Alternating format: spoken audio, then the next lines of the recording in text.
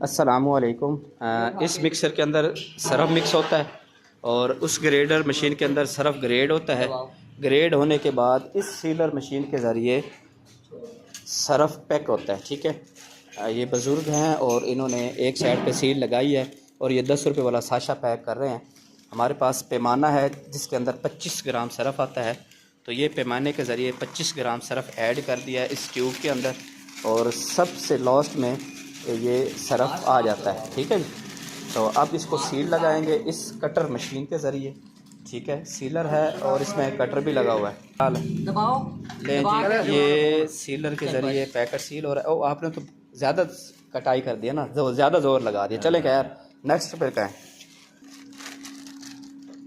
ये बिल्कुल दरमियान में रखे आपने, इसको नीचे दबाना है ना आपने, पहले इस पैर ना दबाना, इसको सीधा रखो इसको।